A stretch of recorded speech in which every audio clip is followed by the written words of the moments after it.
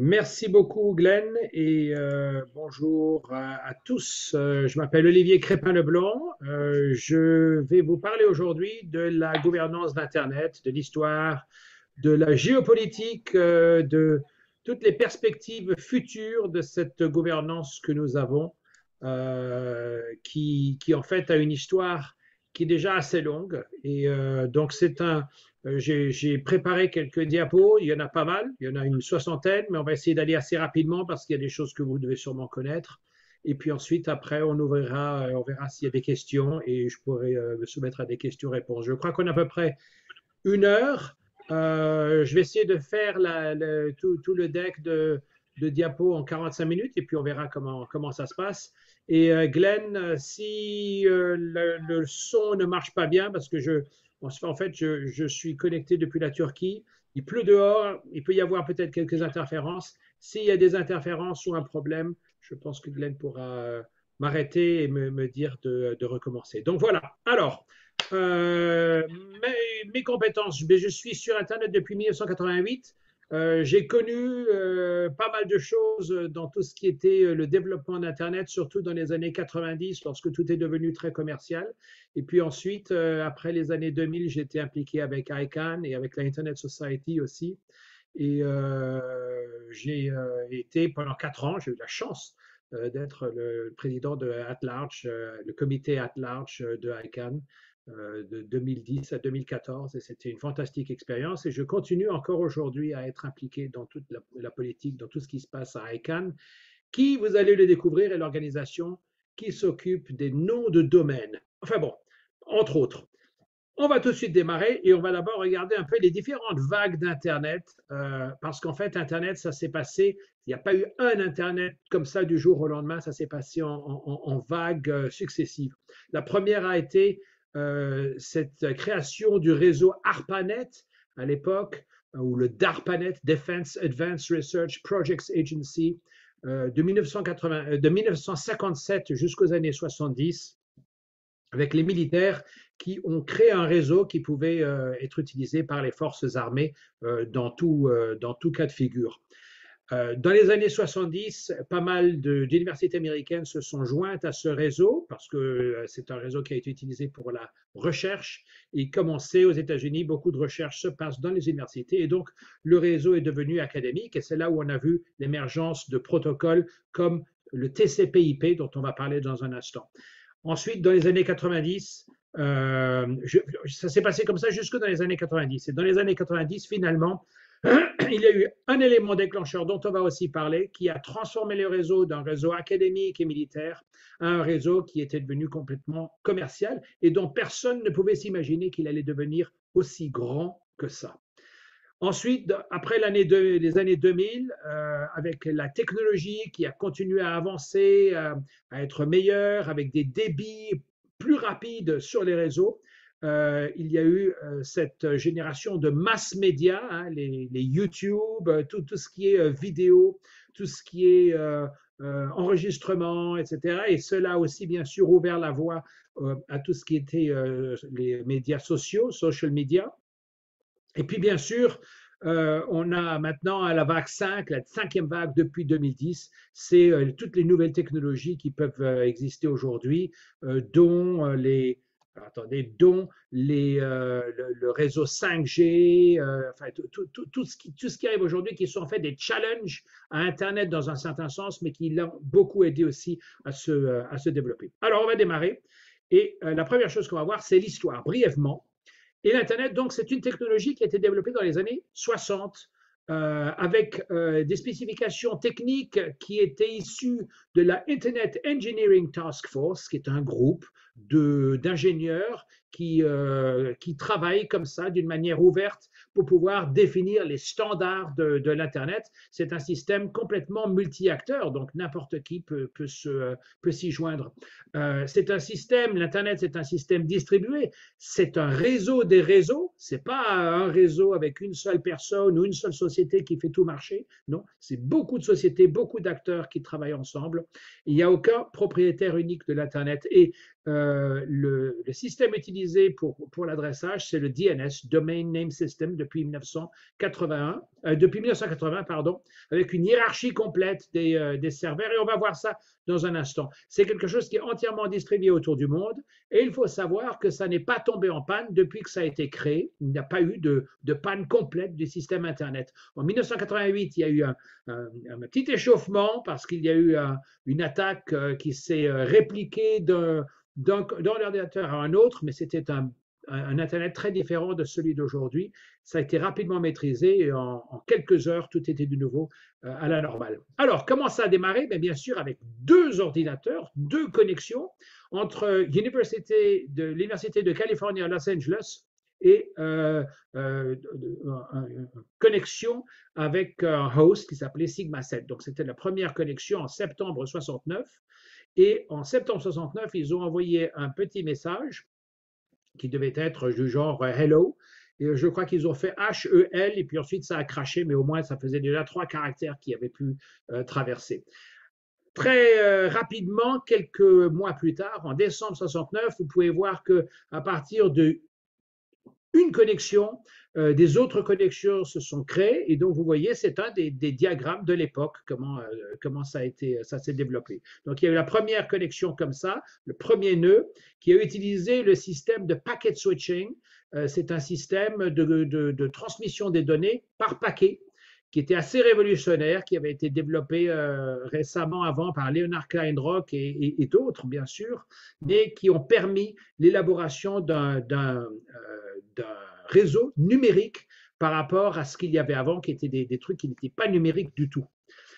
Bien sûr, il fallait tout de suite commencer à faire des standards pour ça. Et Steve Crocker, un de ces pionniers de l'époque, a dit, tiens, on va faire un truc qui s'appelle un request for comment. C'est lorsque quelqu'un a fait une invention ou propose une technologie qui va pouvoir être utilisée par le réseau Internet, eh bien, on va faire un appel aux commentaires à d'autres.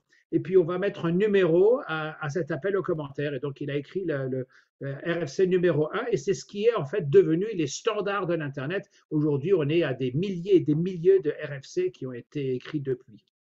En 73, donc maintenant on va un peu plus vite, quelques années plus tard, vous voyez que le réseau s'est assez développé. Il n'utilisait pas encore le Transmission Control Protocol Internet Protocol, TCP/IP. Il n'utilisait pas encore ça, il utilisait un autre protocole avant qui a montré ses limites. Et donc, il a fallu développer un nouveau protocole, un nouveau moyen pour que les ordinateurs puissent parler entre eux. Et c'est là où Bob Kahn, qui travaillait à Bolt Beranek Newman à l'époque, et Vint Cerf, qui était jeune chercheur à l'université de Stanford, ont travaillé ensemble sur un système qui s'appelle le TCP/IP. Et c'est de là que le protocole TCP/IP a été créé. Et depuis, c'est celui qui est encore utilisé aujourd'hui avec le Internet Protocol, aujourd'hui tellement d'années plus tard. C'est un système qui est très stable, qui est encore tout à fait correct pour les demandes aujourd'hui de ce réseau. Et un truc qui était intéressant, c'est que c'était un système qui n'avait pas besoin de reconnaître quel genre d'informations était transféré.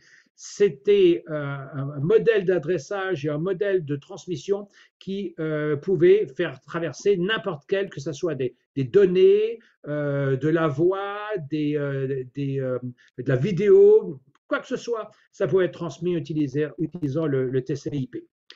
En 85, vous voyez que le réseau s'est déjà beaucoup plus développé. Ce n'est plus des ordinateurs qui sont connectés entre eux, ce sont des réseaux qui sont connectés entre eux. Et vous voyez qu'il y a un grand réseau Milnet, le réseau militaire. Il y a un grand réseau ARPANET qui est le réseau qui mélange les universités, l'armée et d'autres. Les gouvernements et d'autres, puisque les militaires, c'était vraiment sur Milnet. Et puis, il y a aussi Satnet et d'autres aussi. Satnet qui a, bien sûr, comme Sat le dit, a impliqué des satellites et avec cela a commencé à connecter avec d'autres pays, dont l'Europe du Nord, dont l'Angleterre, etc.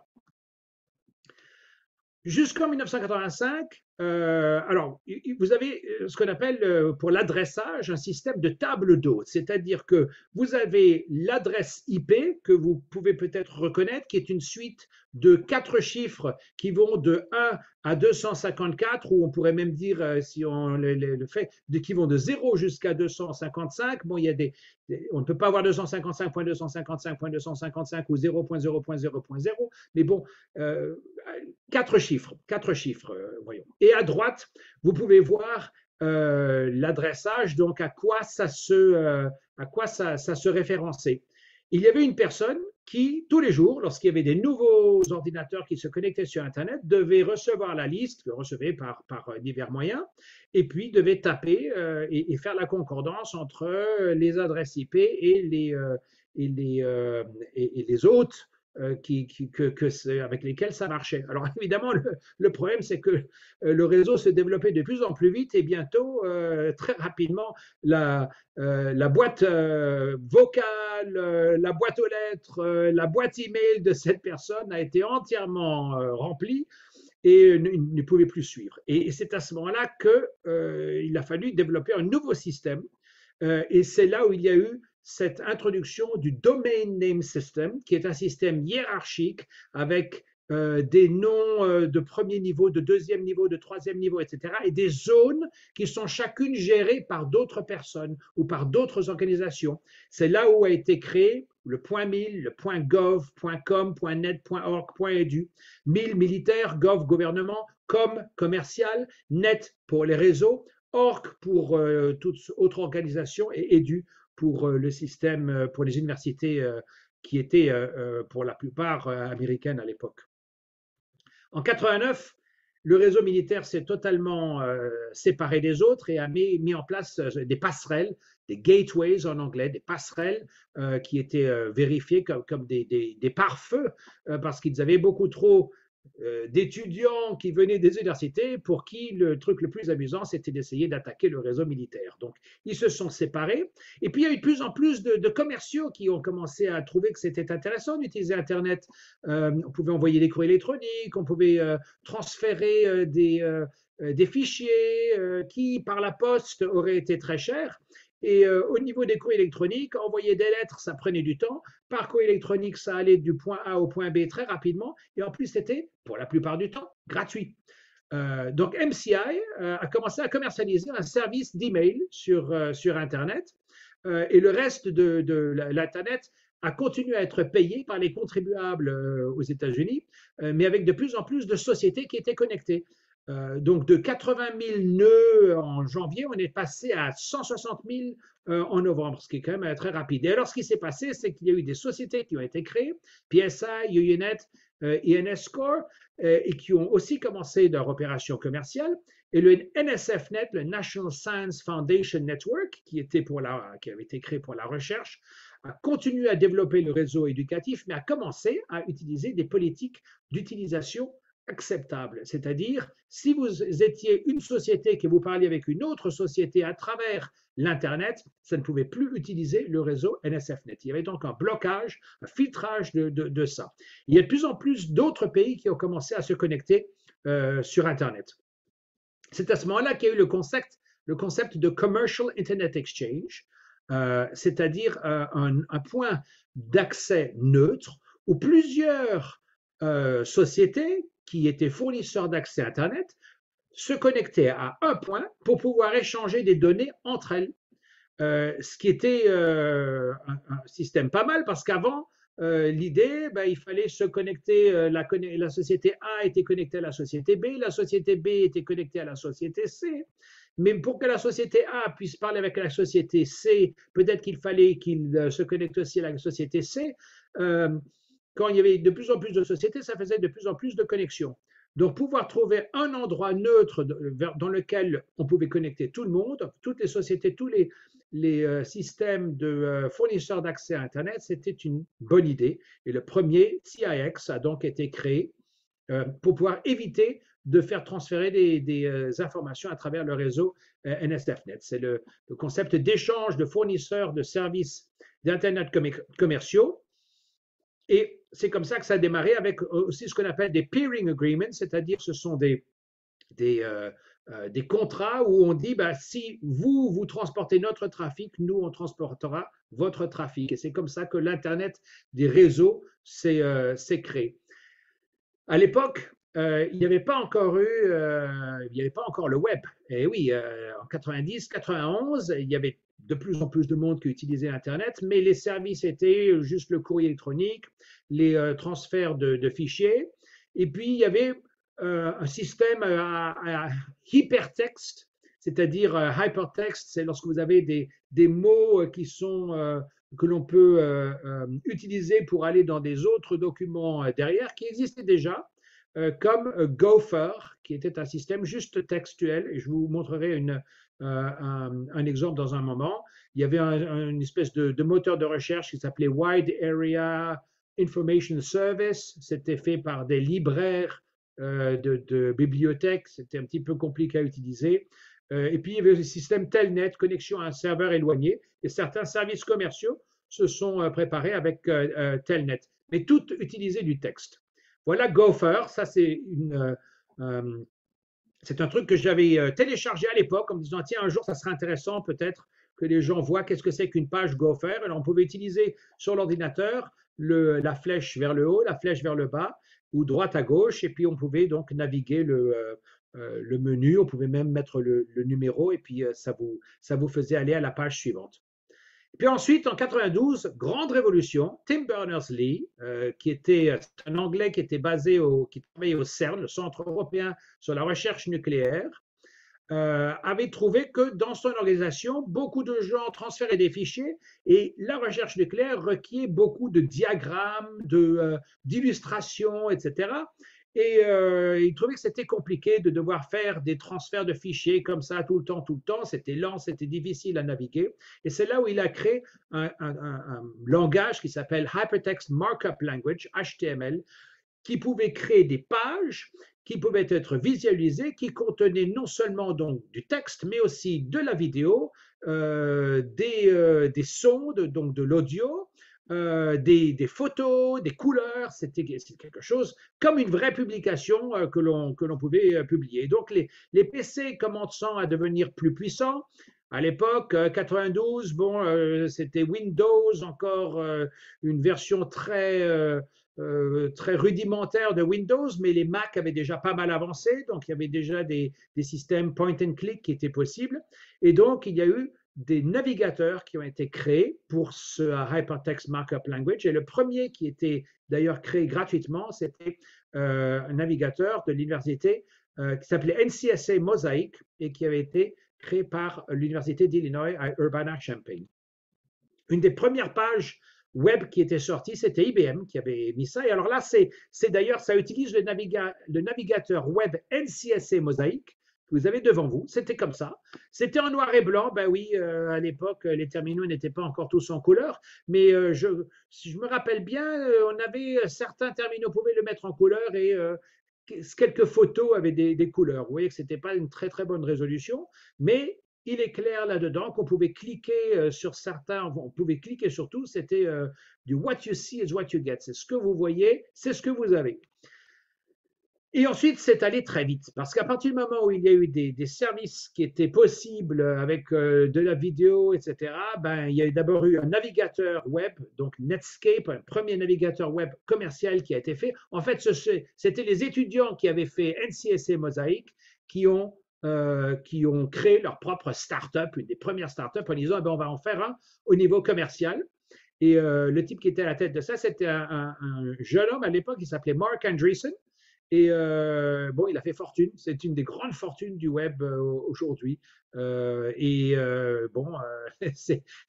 il était là au bon moment et avec le bon team. Et puis, bon, ils avaient eu des super idées. La première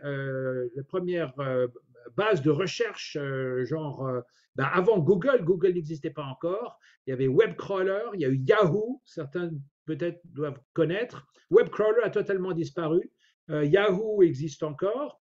Microsoft Explorer n'a été lancé qu'en 1995, donc Microsoft avait quand même au moins un an et demi de retard là-dessus. Un autre moteur de recherche, AltaVista, avait été créé en 95, créé par Digital Equipment Corporation à l'époque, qui voulait utiliser ça pour prouver la puissance de leurs ordinateurs. Ça a été ensuite vendu, cette société a été vendue à Compaq et AltaVista a disparu. Et puis en 96, les Anglais, Ask Jeeves a fait leur propre moteur de recherche très british, qui ensuite a été, je pense, racheté par d'autres. Google n'est arrivé qu'en 1998, donc c'est pour vous dire, hein, ce n'est pas les premiers qui sont les plus grands. Et puis, si vous regardez encore plus tard, il y a eu une bulle Internet à la fin des années 90, donc tout a explosé. Certains ont dit, voilà, c'est la fin du net, on a déjà tout inventé et maintenant c'est fini, vous avez vu, c'est devenu, il y a eu Google qui est devenu énorme et puis maintenant, au revoir, on va passer à quelque chose d'autre. Et puis finalement, ben non, mais non, parce qu'il y a eu un rebond.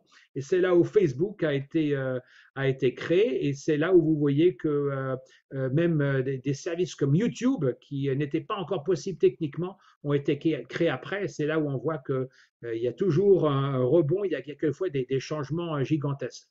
Dans les années 90, le réseau s'est développé à une vitesse colossale. Et alors là, j'ai pris juste une région du monde. Alors, vous pouvez voir d'ailleurs toutes les régions en bas à l'adresse que vous voyez en dessous. Chaque région est représentée. Cette région a énormément changé de 93 à 97.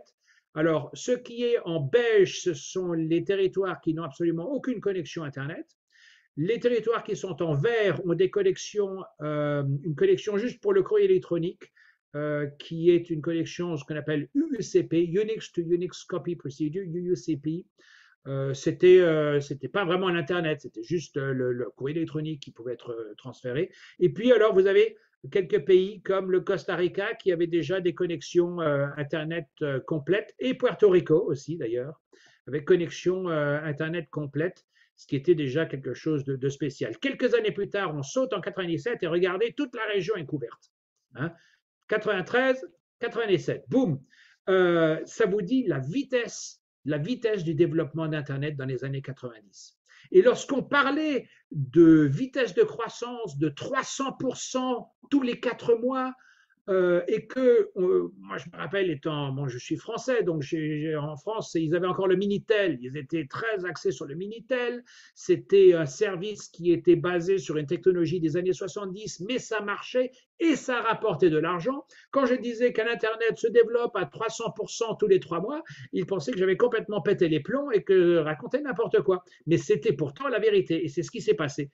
Et c'est comme ça qu'Internet est devenu un réseau mondial gigantesque avec des câbles sous-marins qui ont été mis en place spécialement pour ça, des liaisons satellitaires, comme vous pouvez les voir, qui ont couvert le globe. Et encore, ça, c'est une carte d'il y a un certain temps. Aujourd'hui, il y a une multiplication des câbles sous-marins qui ont été rajoutés et des satellites pour pouvoir couvrir virtuellement toutes les régions du globe. Et avec ça, avec le nombre d'utilisateurs d'Internet, eh ben la version de l'IP d'adressage que je vous avais donné là avec les 4 chiffres, 4 fois 4 chiffres, est un petit peu exiguë et il y a une nouvelle extension de l'adressage du TCP/IP qui s'appelle IP version 6 avec des milliards d'adresses possibles qui, si vous le comparez au système avant, IPv4, c'était quelque chose de minuscule. Aujourd'hui, on peut avoir énormément d'adresses par personne, donc il n'y a pas vraiment de crainte à ce que nous n'ayons plus assez d'adresses IP pour le futur. Le principe de l'utilisateur final, c'est que tout trafic est autorisé, il n'y a pas de filtrage, c'est un vrai champion pour l'innovation. Vous imaginez un service, vous pouvez le mettre sur Internet et ça marche. Bien sûr, il y a maintenant des filtrages de données au niveau des données qui sont illégales, etc. Mais ça, disons que la base de l'Internet, c'est vous ne devez pas demander l'autorisation à quiconque pour pouvoir connecter un nouveau service ou une nouvelle start-up ou même une application mobile que vous voulez mettre en place au niveau Internet. Tout peut devenir très, très grand très rapidement. Et donc, du coup, avec un réseau complètement technique et technologique qui évolue à une vitesse grand V, qu'est-ce qui s'est passé avec la gouvernance de l'Internet? Ben ça a démarré un petit peu plus tard.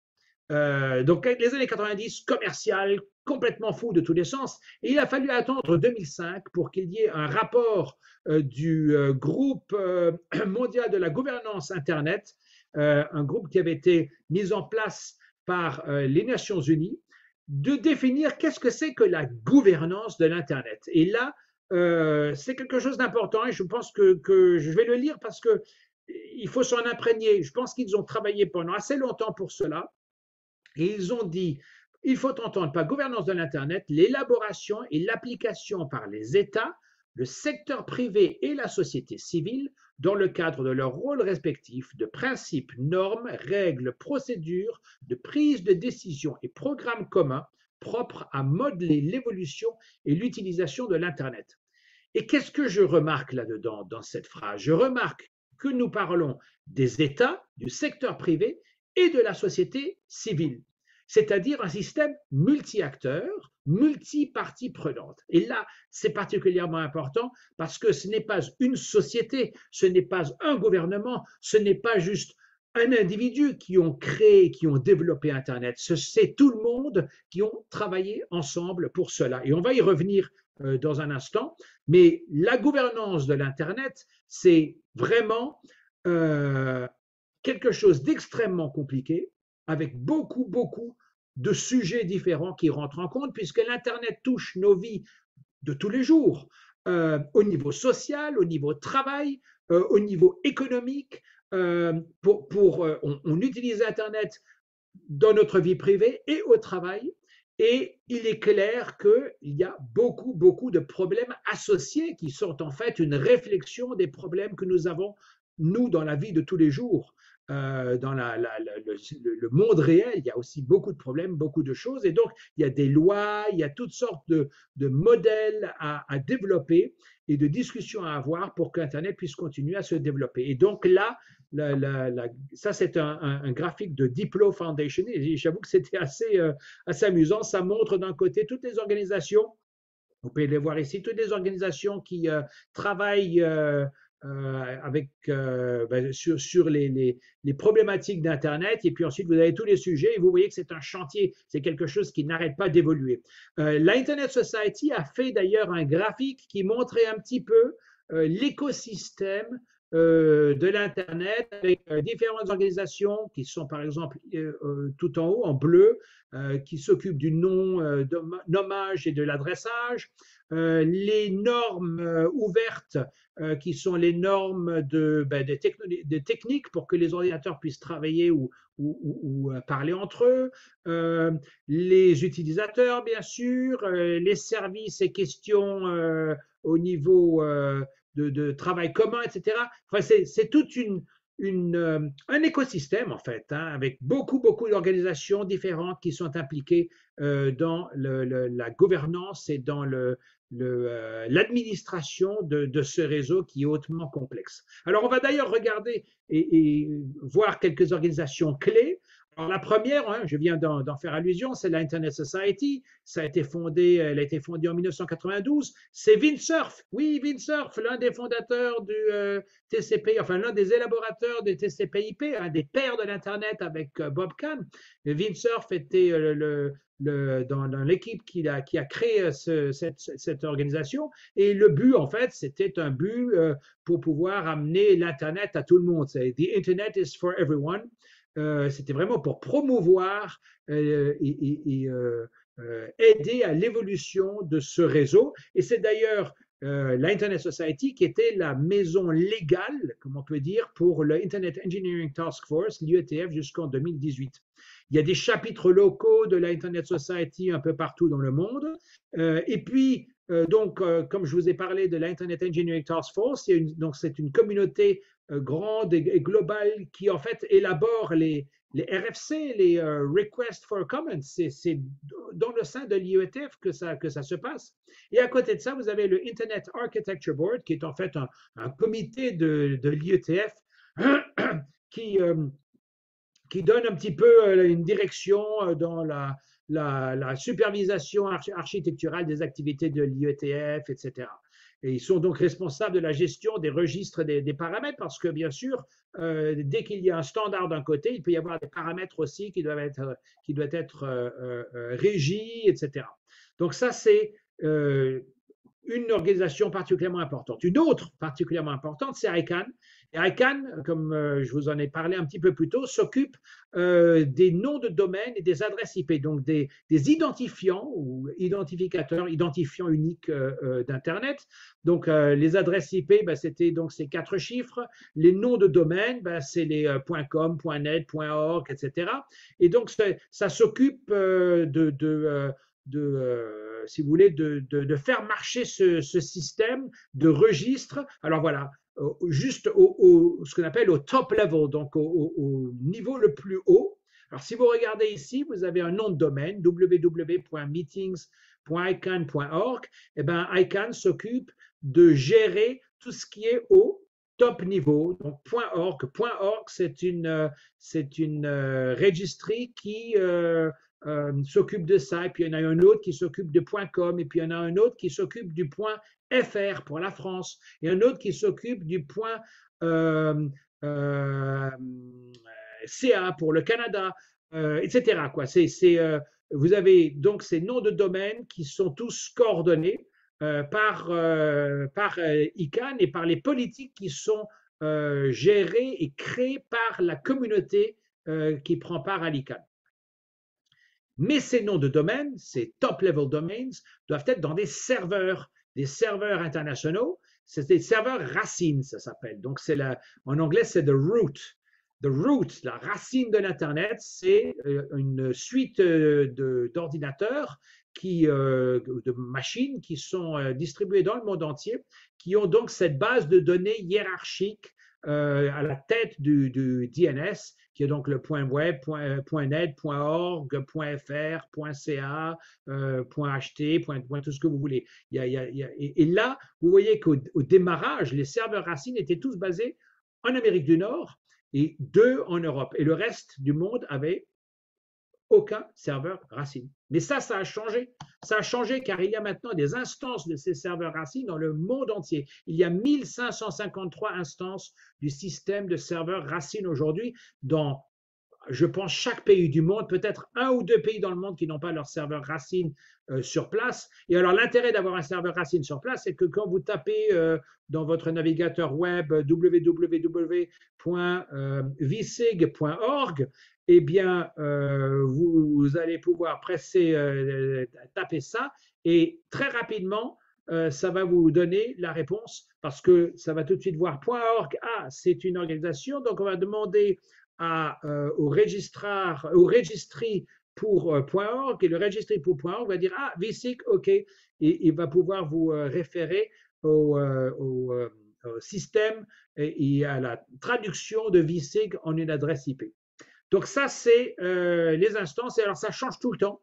Hier, j'ai vérifié combien il y en avait. Peut-être qu'aujourd'hui, on aura plus que 1553, car ça continue encore à monter. Ensuite, il y a les registres Internet régionaux. Alors, ce sont eux qui distribuent les adresses IP. Donc, ces fameux chiffres que chaque ordinateur doit avoir. À l'époque, c'était les premières adresses toutes simples. Maintenant, c'est les adresses IPv6.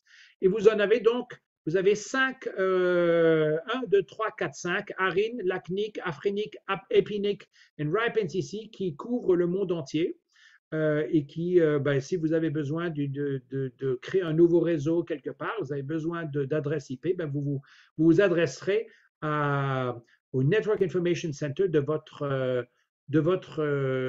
région. Le consortium World Wide Web est extrêmement important aussi.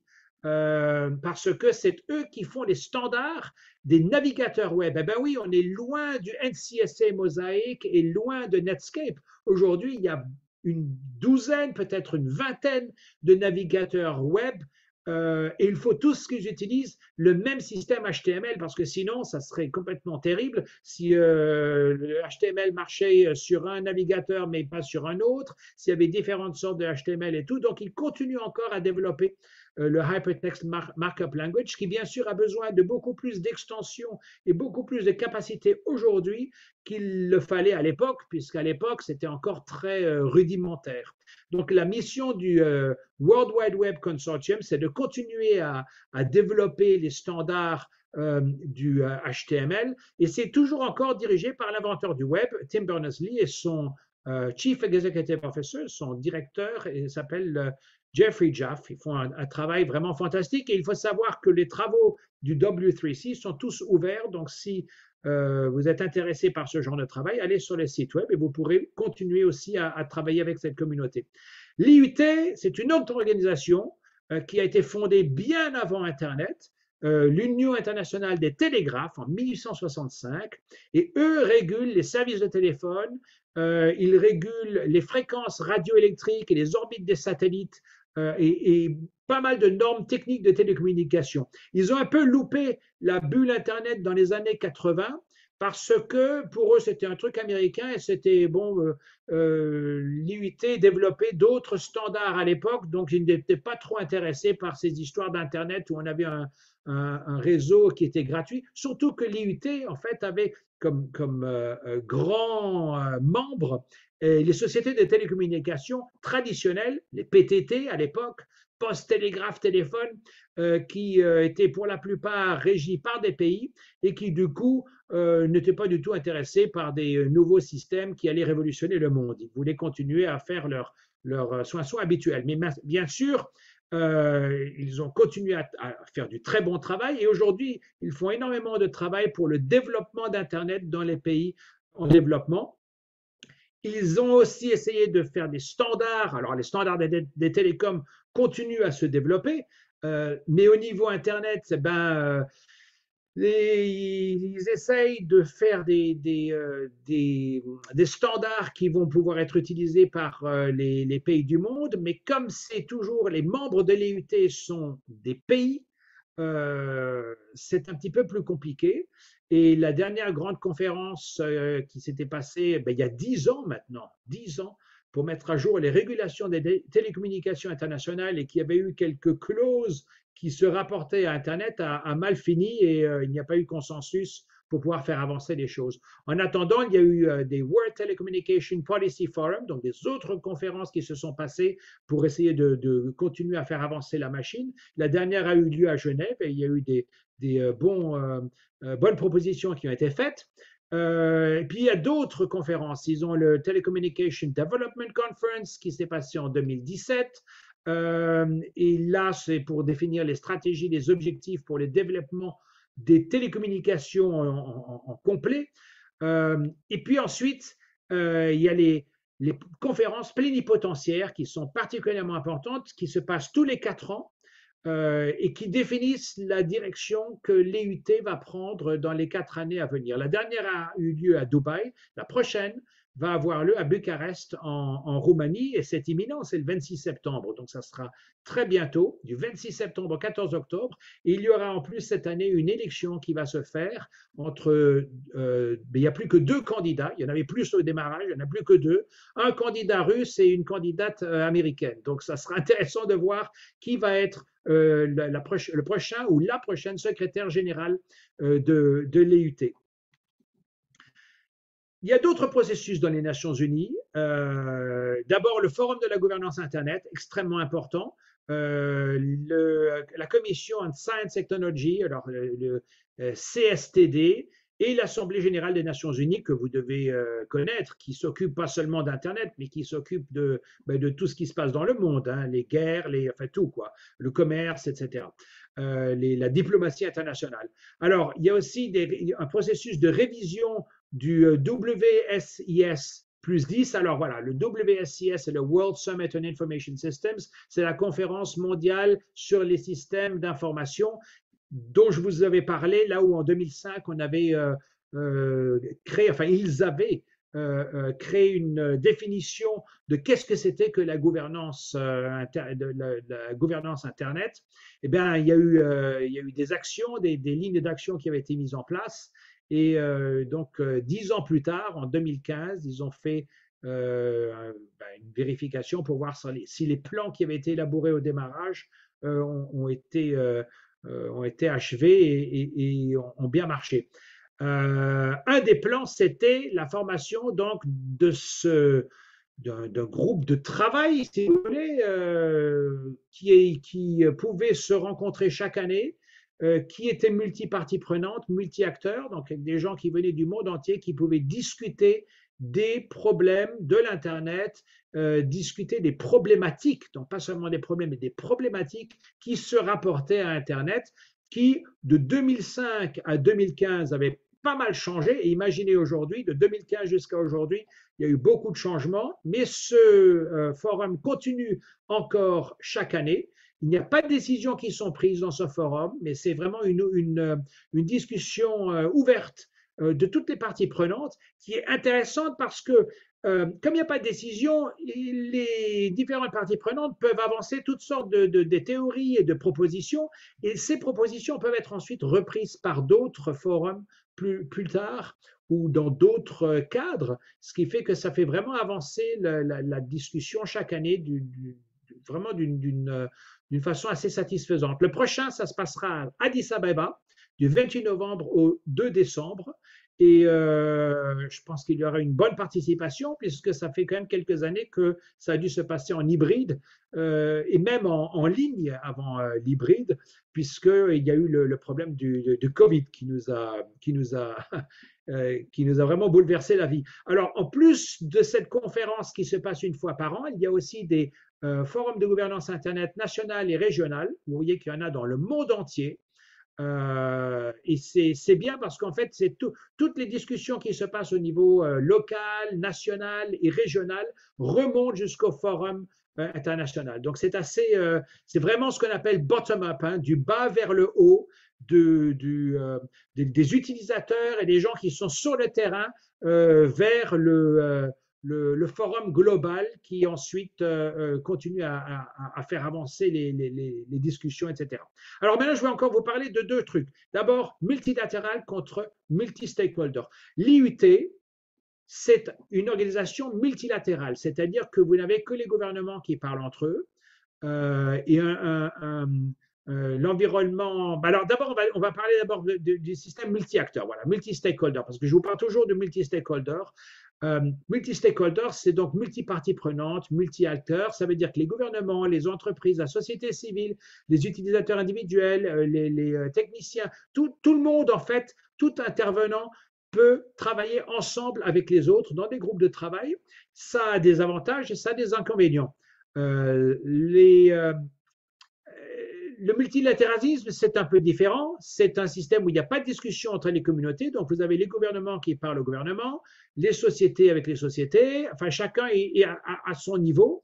Et les gouvernements sont ceux qui prennent les décisions à la fin. Donc, à l'IUT, toutes les décisions sont prises par les États. Ils peuvent demander conseil des entreprises, ils peuvent inviter les entreprises et la société civile, mais à la fin, c'est eux qui prennent les décisions. Le multi-acteur est mieux pour beaucoup parce qu'il y a un engagement précoce de tous les acteurs, il y a une identification des problèmes potentiels vus par vraiment plus qu'une perspective. Et donc, en engageant tout le monde très tôt, on arrive à trouver des solutions qui vont tout de suite être mises en place ou qui vont être adoptées par la plupart. Le problème, c'est de trouver le consensus, parce que souvent, quand vous avez des acteurs ou des parties prenantes qui ont des visions très différentes les unes des autres, c'est difficile. Quelquefois, le système multi-acteur a tendance à être un peu théorique et la grande question toujours, c'est que, bon, d'accord, vous mettez ces participants autour d'une table, mais comment sont-ils financés et est-ce que toutes les parties prenantes sont en effet autour de la table ou est-ce que certaines parties prenantes sont autour de la table parce qu'ils ont eu l'argent pour y être ou parce qu'ils sont sponsorés par d'autres parties prenantes pour leur faire prendre le chemin qu'ils veulent? Des questions qui se posent, bien sûr, et où qu'il faut étudier pour essayer d'avoir un système le plus représentatif possible. Il y a énormément de conférences au niveau international. Avant la pandémie de Covid, vous pouvez voir, là, c'était le calendrier de voyage d'une participante qui était très impliquée dans la gouvernance Internet. Vous voyez que c'est un truc après l'autre. Aujourd'hui, bon, ça redémarre. Il y a eu un hiatus complet pendant la pandémie. Ça recommence à redémarrer et il y a pas mal de choses aujourd'hui, de problématiques qui sont des grands défis. Quelques défis actuels, ben voilà, la fragmentation d'Internet, on en parle de plus en plus, des pays qui décident qu'ils ne veulent plus faire partie d'Internet parce que c'est un élément perturbateur dans leur politique ou pour leur population. Certains gouvernements disent non, on va rester sur Internet, mais on va réguler, on va mettre des règles importantes, on va bloquer du trafic, on va décider que certaines choses ne sont plus possibles, etc. Et pour certains trucs, c'est bien parce que c'est clair qu'il y a eu pendant pas mal d'années de l'utilisation d'Internet par des éléments criminels, etc. Ça, il ne faut pas avoir un PhD pour pouvoir savoir que le crime organisé, etc., ont bien utilisé le réseau pendant longtemps, mais il est clair qu'il y a des moyens de faire certaines choses et puis il y a aussi d'autres moyens qui vont vraiment trop loin. Le cryptage des données, est-ce que l'on autorise le cryptage des données ou non?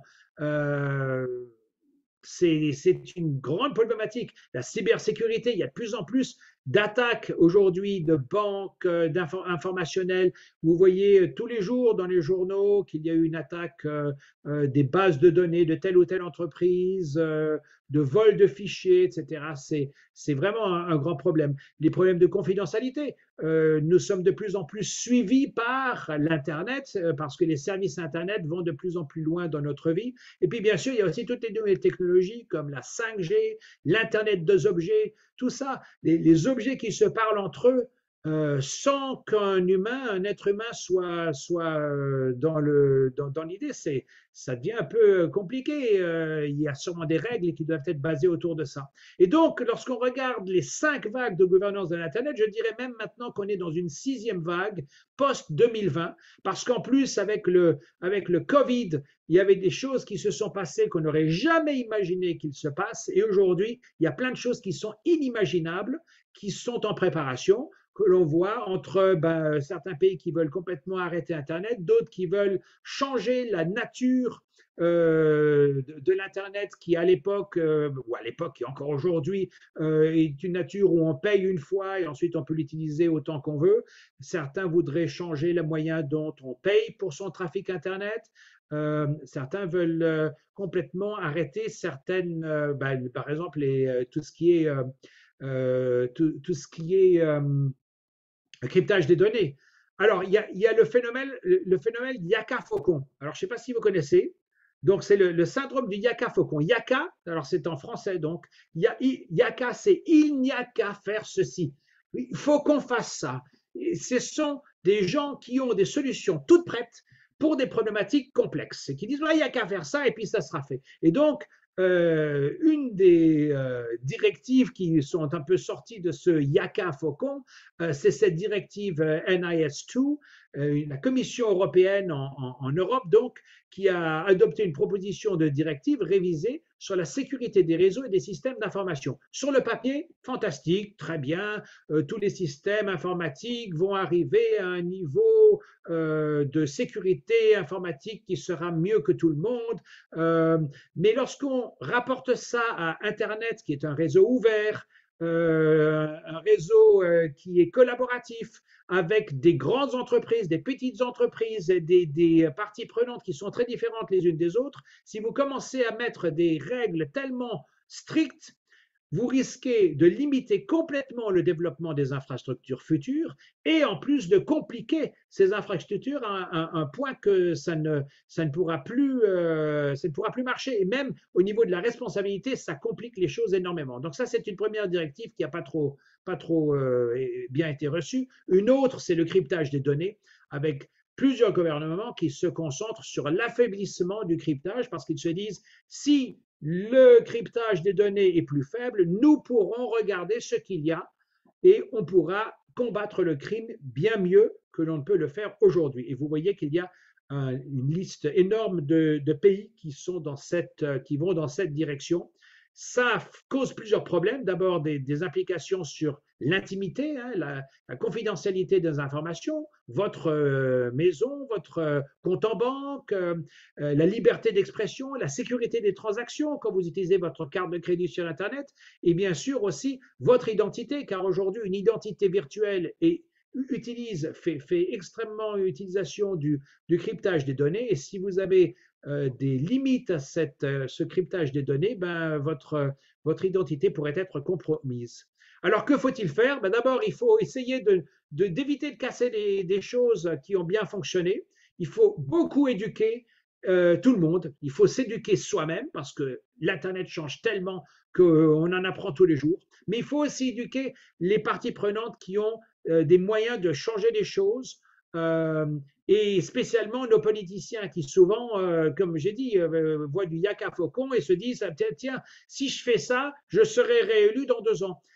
Oui, mais vous risquez de tout casser en même temps. Donc, il faut quand même les éduquer pour être sûr qu'il y ait un juste milieu dans leur démarche. Et puis ensuite, la mise en œuvre de systèmes comme les Mutually Agreed Norms for Routing Security, MANOS. Ça, c'est un programme qui est fantastique, qui est là pour pouvoir amener les réseaux, hein, je parle d'Internet, puisque Internet, c'est un réseau des réseaux, à un certain niveau de fiabilité et de sécurité.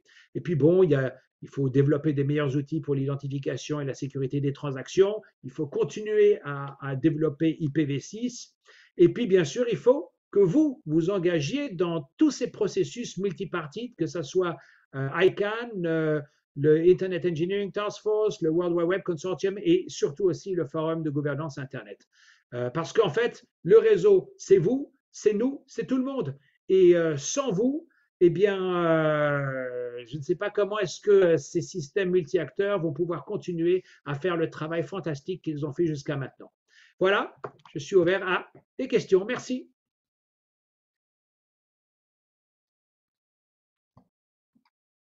Okay, thank you so much, MC Olivier. So let's just see if anyone can open their mic and ask any questions. The session is being recorded, so I'll be sharing it with the other students. Okay, I'm just looking, lots of claps from Harley. Frederick, any questions for Olivier? I think you answered all the questions. I tend to flood people with so much. It takes a while to digest what's just come up. But some of the questions that have been asked in the past have been to do with, the future developments of the network.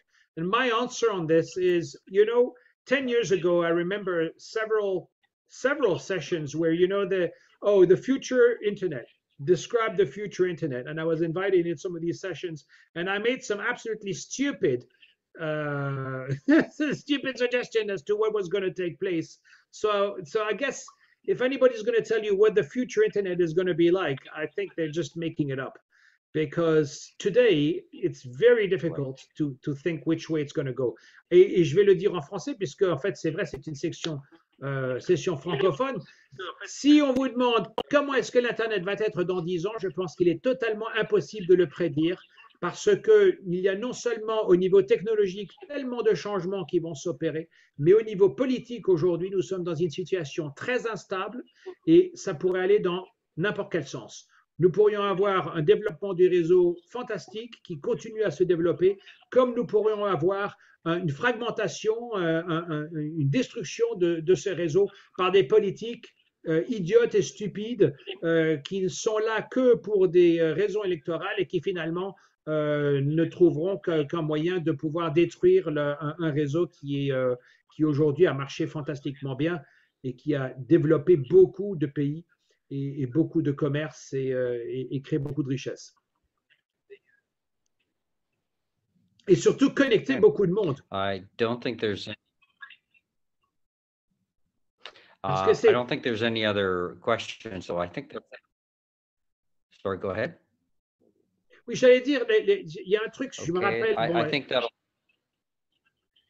Je me rappelle avoir, ayant été sur Internet pendant tellement longtemps, je me rappelle la première fois d'avoir vu une publicité qui avait un site web. Je disais, oh là là, c'est incroyable, mais il y a une adresse Internet publique que les gens vont utiliser. Et aujourd'hui, dans n'importe quel pays du monde, vous verrez des gens qui utilisent Internet, spécialement avec les téléphones mobiles aujourd'hui. C'est le téléphone qui a tout changé. C'est plus je vous parle toujours d'ordinateur. Vous voyez que j'ai déjà un certain âge, parce qu'en fait, aujourd'hui, la majeure partie des gens utilisent Internet à travers leur téléphone mobile.